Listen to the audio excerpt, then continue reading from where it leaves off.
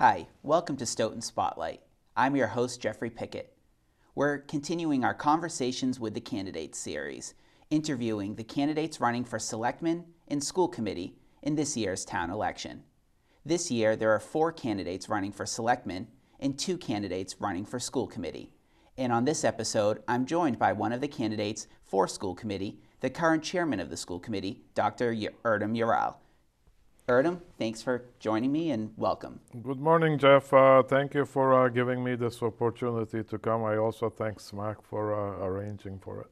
And with this episode and with our Conversations with the Candidates series, it's an opportunity for the candidates to express themselves, weigh in on the issues, and really introduce themselves to the voters. So let's get started, Erdem, by having you introduce yourselves to the voters. Obviously, you've been in the spotlight for the past, you're finishing up your second term on the school committee. And just tell us a little bit about your background. You have an interesting background coming from Turkey, and you work in science. So tell us a little bit about yourself. Sure. I have been living in Stoughton for the past 33 years. I'm married. I have 2 children, and they are both in Stoughton public schools. I am a homeowner and a business owner in Stoughton. I come from a strong academic background. I have a PhD degree in aerospace engineering from the University of Michigan. I also came to United States to do my doctorate.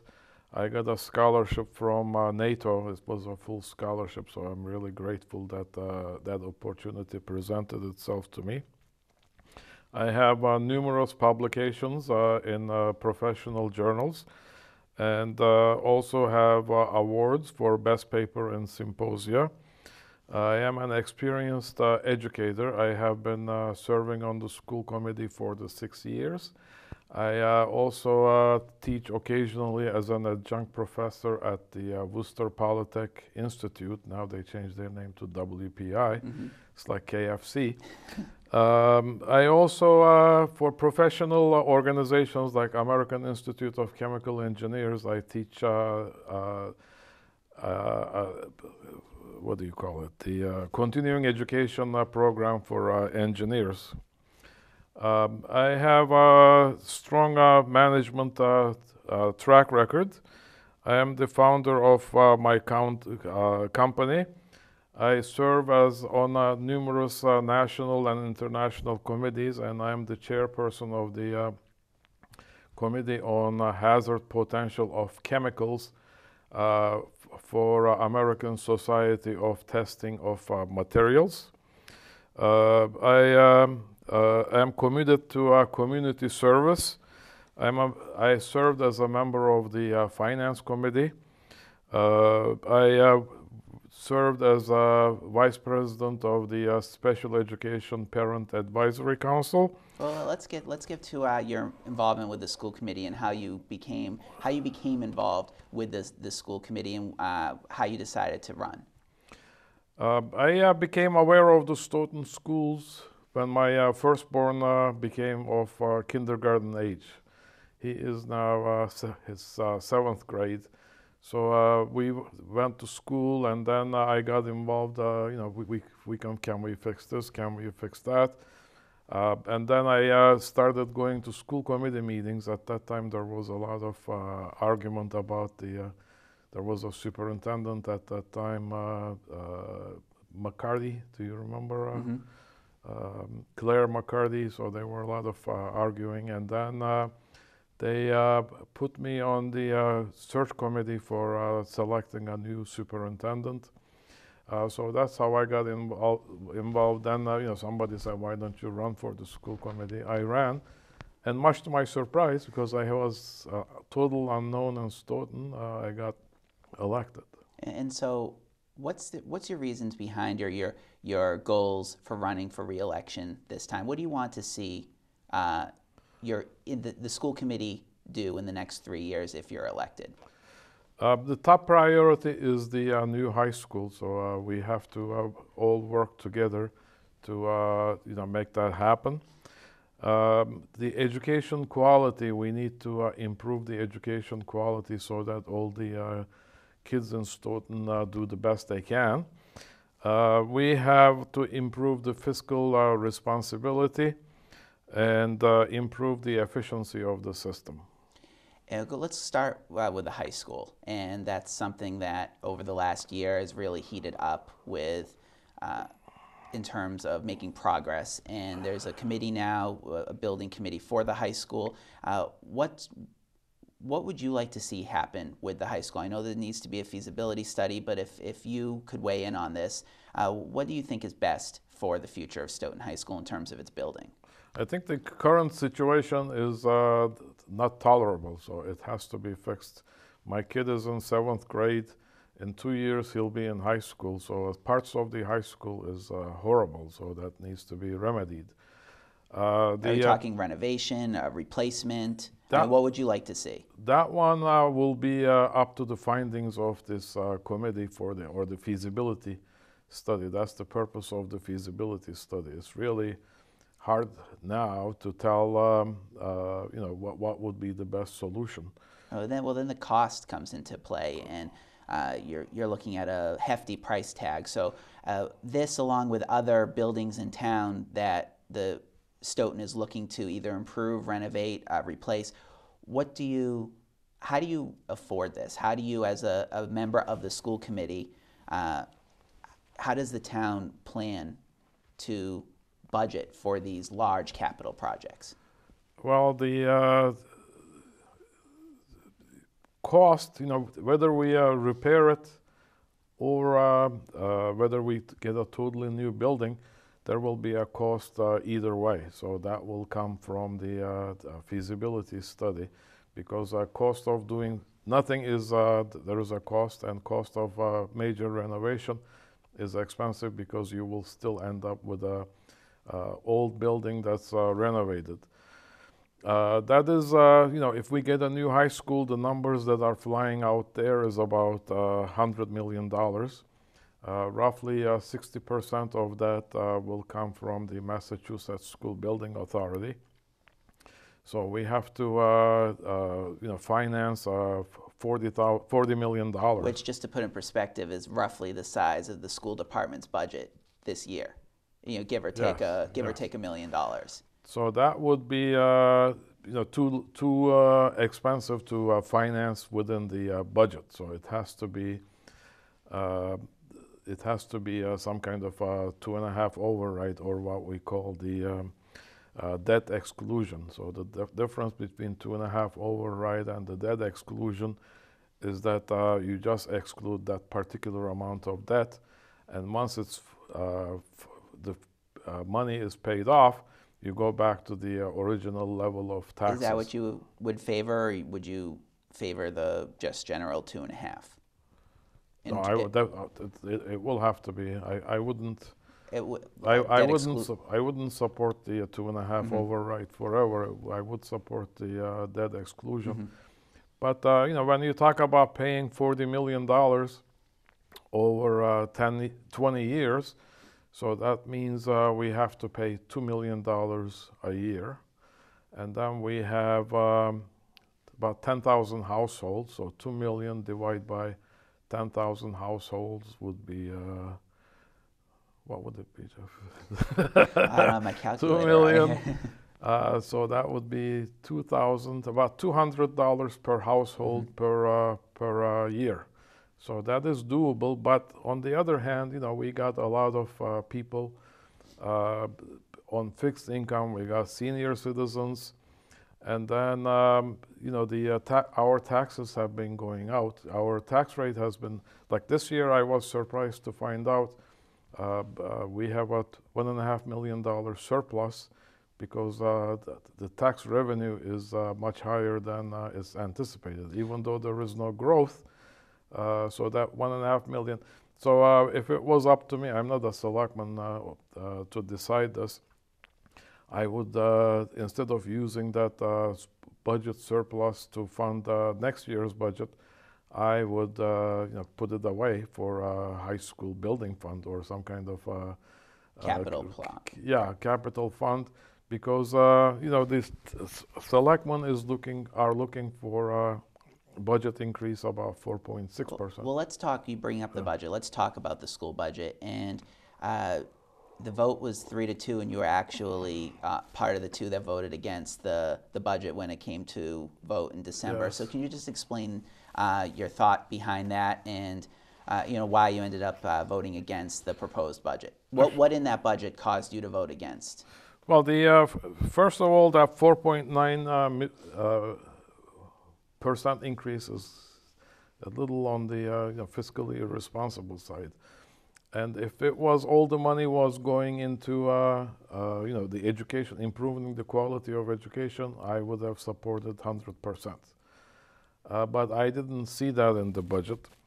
And the main reason I said it in the school committee meeting, I'm voting against it because I was unable to validate the budget. I asked for certain information from the superintendent for me to validate the budget, and she refused to give them to me. And then, there was also some issues with the credibility of the numbers that was produced by the administrators. Well, what can be done to make sure that this isn't an issue, in the future? What would you like to see happen that you're able to get the information that you wanted? Just be a little specific. What information were you looking for? I was looking for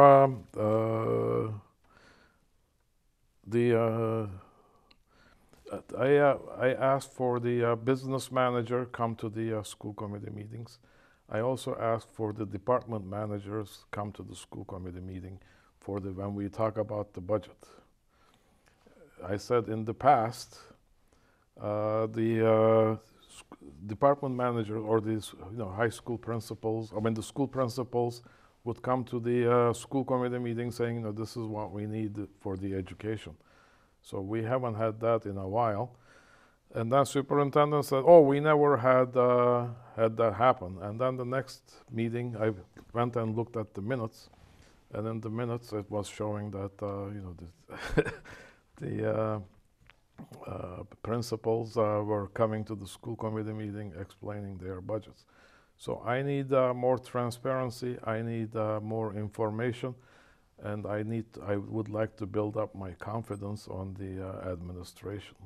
Well, that's definitely been something over the past year, and even further back, that you could definitely tell that there's been sometimes, for lack of a better term, butting of heads between the administration and on the school committee. And so, how would you kind of classify your working relationship? Can you still make progress? Can you still get things done with the administration, or do you feel that there's just trenches dug and that you're not really able to get past that impasse?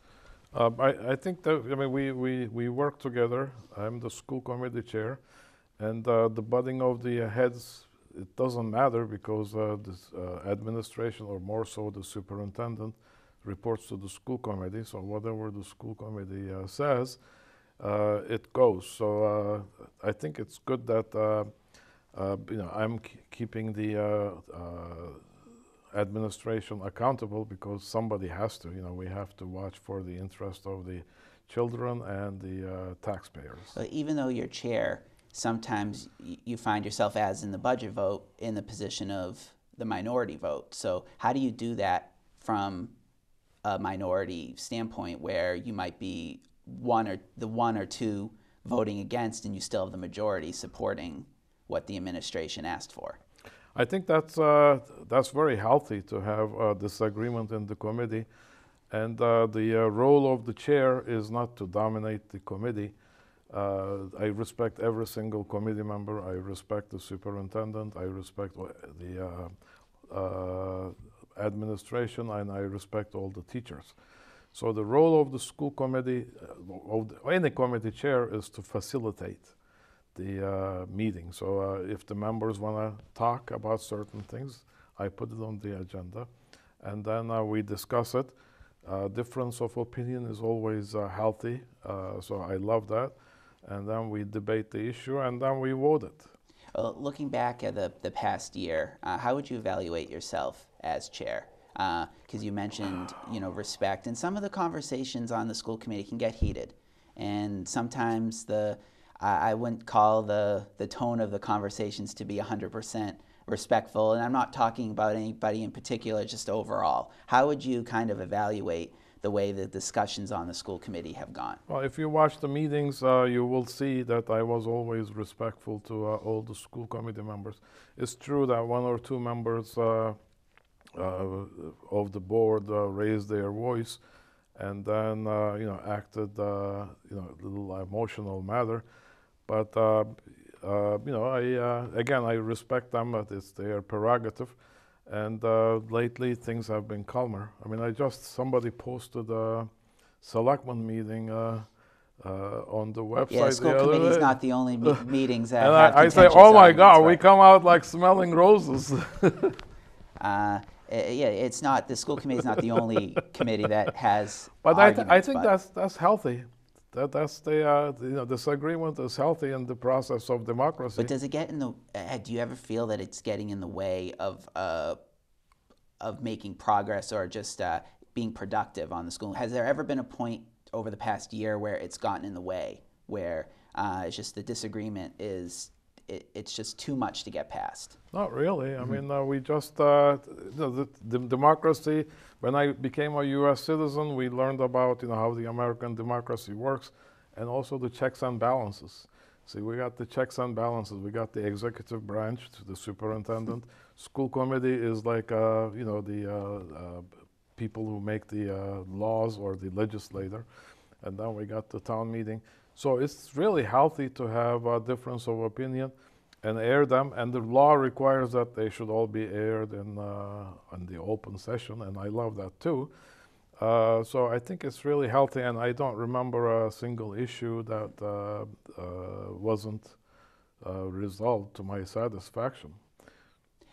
Let's go, we brought up the budget earlier. There's still a few positions from the last budget that are kind of hanging in the balance, and there's specifically 3 Unit B positions. Yes. There's the two curriculum coordinators, K through 5, and then a dean of discipline at the high school. Mm-hmm. And it's kind of gone back and forth whether or not the school committee is supporting these positions or whether they'll be funded or not. And right now they're still kind of, like I said, hanging in the balance. What is your take on the situation, and should these positions be funded? Right.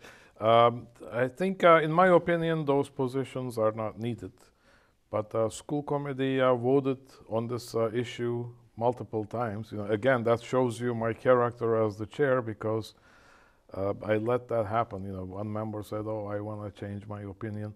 Can we vote again?" I said, "Sure," because normally other chairs, if it was a strict chair, they wouldn't really allow that. So it went back and forth because one member had change of opinion, and some people say she got a lot of pressure, but it doesn't matter. At the end, we go with what the school committee, majority of the school committee says, and the latest vote was 3-2 for the positions. Right, but they haven't been instituted yet, and it seems like they. Yeah, that's the superintendent hasn't done that. So well, we are not. You voted, right? We voted. Mm-hmm. It's out of the school committee's hands now. It's the superintendent's. Those positions have seemed to have been politicized again through the latest development, which was the Teachers Association raising concerns about the new consulting firm that had been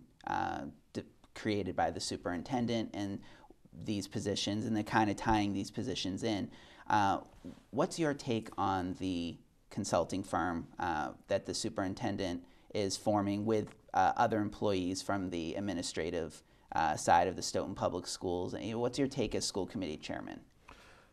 Jeff, with respect, because this involves the employee issues, I will not comment on it right now. It's just to protect the rights of the individuals involved. After the school committee looks and addresses the issues, then I will be happy to talk or write an article about it. Mm-hmm. Now, moving on from a curriculum standpoint, what would you like to see?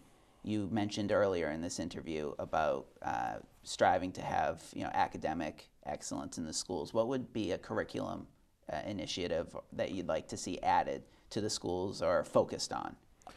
I can't really talk about specifically about the individual curriculum improvements, but you and I can look at it now.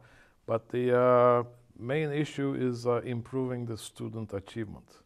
So I would like to see, we have, it's great that, we have some level 1 schools, but I would like to see, the ranking of the schools improve. And I brought some data which we discussed at the school committee meeting. The Dawes School, for example, in 2013, this is according to Department of Elementary Secondary Education, it was ranked at 55 percentile. That means it's better than the 55% of all the schools in Massachusetts. So in 2014, Dawes School dropped from 55% to 44%. Our high school, for example, is level 1. That's great, but it's still at the 45, went from 43 percentile to 45 percentile. Our West School have, again, it's level 2, improved from 23 percentile to 26 percentile, and I think that's too low. So we need to look at that. Also, we like, not everybody goes to college, but great majority of the kids go to college. And SATs are, one of the measuring sticks used by the colleges, not all colleges, but most, for admission. The SAT scores for Stoughton is still, they just announced this year, the last year's 2014 SAT scores, still below the state average. I would like to see that So what can the school committee do? What can you do as chair to see that through? Well, just to explain, the school committee does not have direct influence on the daily operations of the schools. So what we can do, school committee can write a policy, school committee can do a budget, and school committee can hold the administration accountable. So that's what we have been striving to do. Speaking of, one of the roles of the school committee is also evaluations and evaluating the superintendent.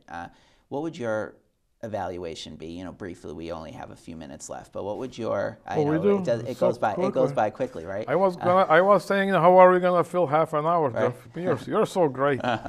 So, how would you evaluate the superintendent? Because I know that this is often a contentious issue between the school committee, and I know that in the past, your evaluations have sometimes, you've had issues with if your evaluations are being included in the larger body or not. So This is your chance right now. What would your evaluation be? Well, obviously, I'm not going to do the evaluation of the superintendent in a TV show. Mm-hmm. That wouldn't be fair. But I have always been vocal that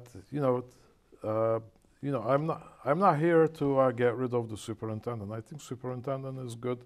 She has the promise, but I want her to be more transparent, more fiscally responsible, and more open. So that's why we started the school committee this year started transparency initiatives, and I'm pretty sure you know some of them.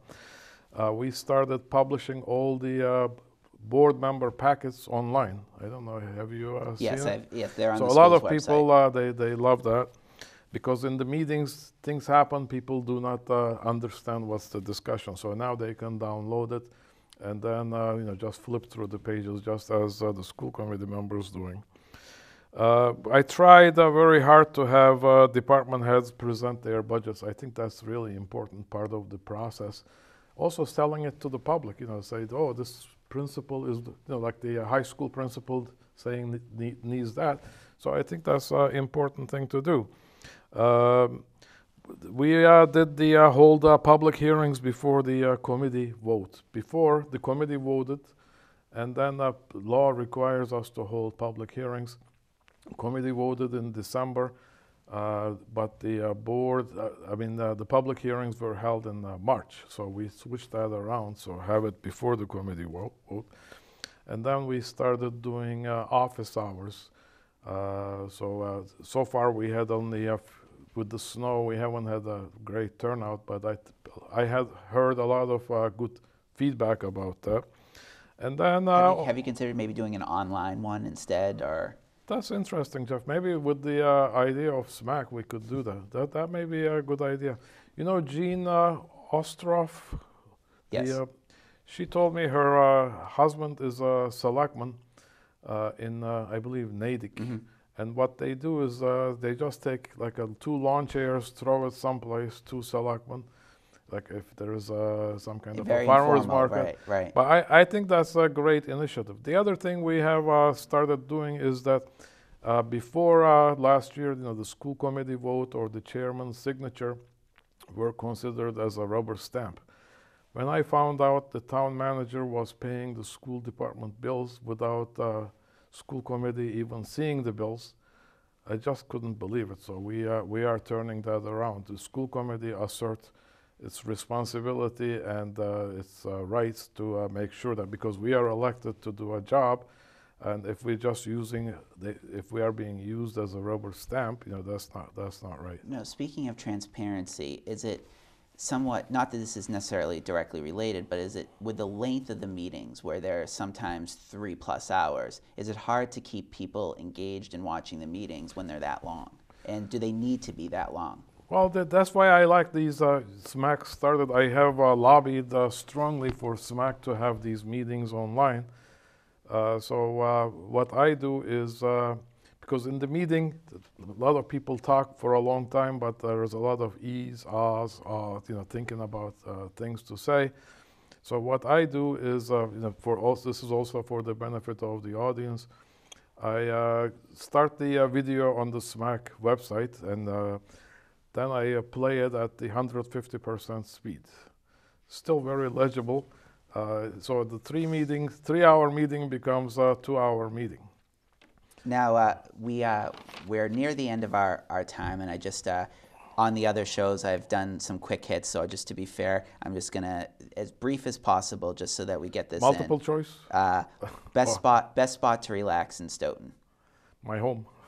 Best place to eat in Stoughton. Chicken kebab. Best part about Stoughton. The people. And quick word association, first word that comes to mind. Stoughton schools. Great. Erdem Ural. Good guy. All right, thank you so much for joining me. Thank you. Thanks again for tuning in. This has been Stoughton Spotlight. I'm your host, Jeffrey Pickette. And remember, Election Day is Tuesday, April 7th. Thanks for tuning in.